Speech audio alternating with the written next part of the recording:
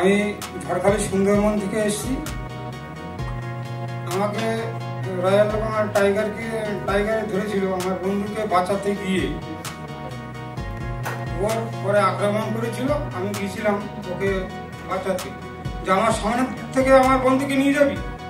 আমি গিয়েছিলাম, ঝাঁপিয়ে পড়েছিলাম বাঘের সামনে। আমি পায়েলদি বলেছিল, আমাদের ওখান থেকে সংগঠনের মাধ্যমে এসেছি, আমি সোমনাথের মাধ্যমে আর পার্বতী হালদারের মাধ্যমে তিনজনের জন্য আমি আসতে পেরেছি। আমি এই প্ল্যাটফর্মটা খুব খুশি হয়েছি। আমি ভাবতে পারিনি যে কোনোদিন এই প্ল্যাটফর্মে আসতে পারে। আমি খুব ভালো লাগছে। আমাদের পাড়ার লোক এখনই বলছে যে তুমি চলে গেলে সান বাংলাতে, এতদিন তোমাকে পাড়ায় দেখছিলাম, এবারে তোমাকে টিভিতে দেখতে পাচ্ছি, সত্যিকারে তো? আমি বলি হ্যাঁ, তোমরা দেখতে ফিরে এসছি। ঠিক হবে না,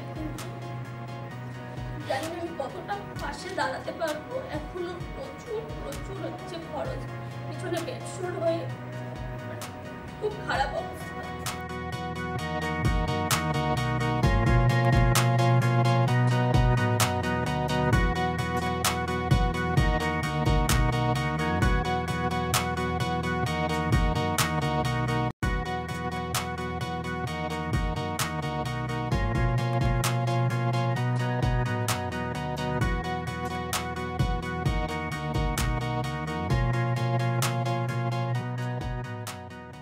ঢুকে রাখতে হয়।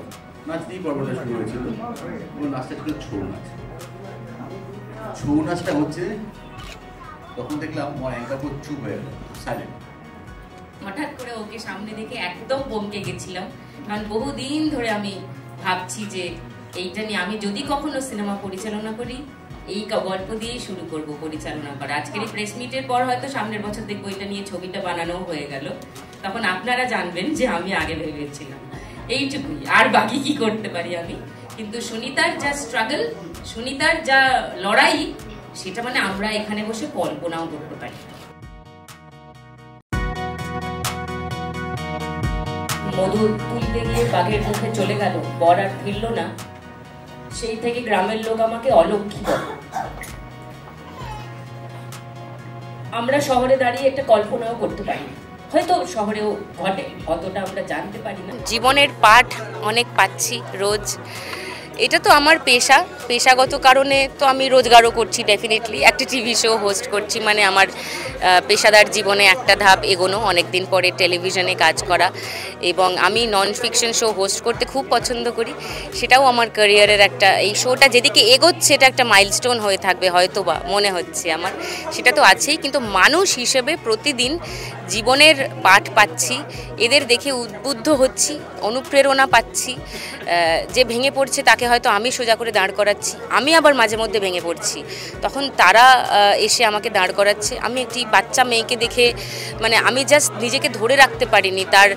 তার ক্যান্সারে অর্ধেক পা বাদ গেছে, তার পা অ্যাম্পিউটেট করা হয় এবং সে ফলস লিম্ব পায়ে লাগিয়ে সে বেঁচে আছে বহু বছরই, আমার থেকে অনেকটা ছোট। সে হাসতে হাসতে তার গল্পগুলো এমন করে বলছিল, মানে অবলীলায় হেসে হেসে তার পুরো গল্পটা বলে গেল, আর আমি ভ্যাঁ ভ্যাঁ করে ওখানে দাঁড়িয়ে দাঁড়িয়ে কাঁদলাম। এরকম একটা সমর্থন পাবো সবার, এবং আজকে সারা পশ্চিমবঙ্গ জুড়ে যেখানে যেখানে আমরা পৌঁছাতে পেরেছি, এক সপ্তাহ বয়স ওটার, সুতরাং সারা পশ্চিমবঙ্গে আমরা এখনও রিচ করতে পারিনি। আমরা কিছু জায়গায়, কিছু সদরে আমরা পৌঁছাতে পেরেছি, কিন্তু আমি জানি আমরা যেভাবে সমর্থন পাচ্ছি সারা পশ্চিমবঙ্গ জুড়ে আমাদের অডিশন করতে হবে। তো এই এত কম সময়ের মধ্যে এত মা লক্ষ্মীরা আমাদেরকে সাপোর্ট করছেন, আমাদেরকে ভালোবাসছেন, আশীর্বাদ করছেন, তার জন্য সবাইকে ধন্যবাদ, প্রত্যেক মা লক্ষ্মীকে ধন্যবাদ।